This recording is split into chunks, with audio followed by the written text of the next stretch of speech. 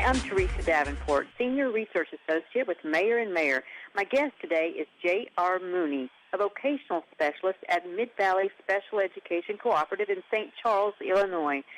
Today we're going to learn how ONET is helping young people with disabilities find suitable employment. J.R., tell us a little bit more about the co-op. Well, we serve about 800 students between the ages of 4 and 22 years. Of the 800 kids, about 250 are in Mid-Valley classrooms. About 80 of them are in our transition program, a post-secondary program that ends on or before each student's 22nd birthday.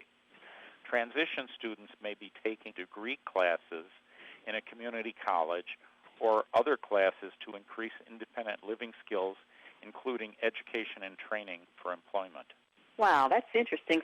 I'd like to know a little bit more about how you've used ONET to help these young people with disabilities build the skills necessary to find employment. First of all, how do you find possible jobs for these students?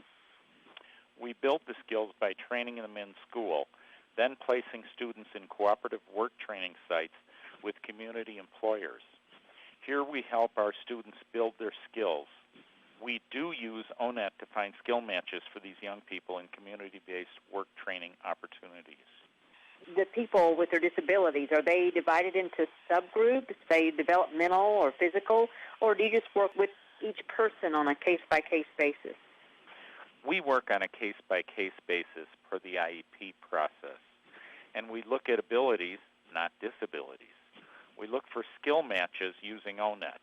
That's a great approach, but I'm not familiar with the IEP process. Can you tell me a little bit more about what that is and how it works? Well, if a parent walks into a public school with a student and says, I think my student may have special needs and I'd like that student tested, the student will then be tested in a variety of areas by a psychologist and nurse and social worker, etc., and they will make an educational diagnosis. And if that diagnosis requires specialized services, a team will meet with the parent and student and create an IEP or individualized education plan. Okay, that makes sense. That Right. works. Once you have matched a person with a possible job or job type, what do you do next? Okay, we provide training. We train the students in specific job skills of a real job. In the process, we teach what are known as soft skills. ONET's work styles provides a wealth of information about the soft skills that are needed on the job. We try to develop these traits in our training program. Oh, okay. Could you give us an example of what you mean by your training process? How does that work? What we do is we take a person out onto the job site and we create a task analysis, step-by-step execution of the job. But in the process, we're also developing other things such as soft skills like dependability, concern for others, etc. And, people tend to think of these as traits, but these are traits that can be developed in the work site in specific activities. All right, you've got a person trained and ready to find employment. What do you do after that? Our students in the advanced programs use career cruising, a site license system available in most school systems where kids can self-assess interests and get more information on careers. One part of career cruising is writing a resume. We took the resume our students created and bounced them off ONET standard language to make them more understandable. We listed their KSAs, knowledge, skills, and abilities, listed their ONET work style. These changes have enabled our students to understand their work experience and communicate better in interviews and even land jobs. So at this point, this person is ready to pursue the job they prepared for, right? There is something else going on. Before a work training situation, we now try to use the ONET work context elements as an initial analysis to see what changes need to be made in the work environment to make it amenable to the learner.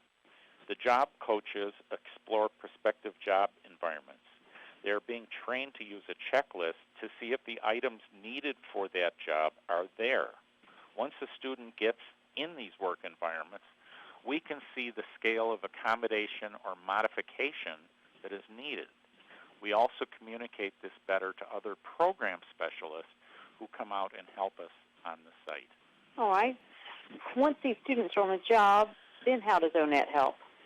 Our job coaches copy and paste the O-Net task list, either the summary or the custom list, all items above 0. We use this as a base for creating a task analysis to list the sub-steps for each job duty. This helps the job coach train the job in an orderly, meaningful steps with the learner.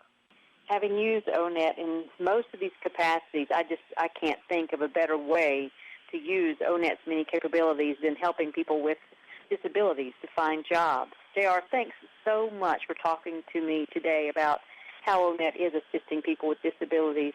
If someone wants to contact you to find out more about this topic, how can they reach you? You can contact me at james.mooney@d303.org or call me at 630-466-2050 during office hours. All right, JR, thank you again so much. Thanks. And don't forget, for more information about O-Net, go to online.onetcenter.org.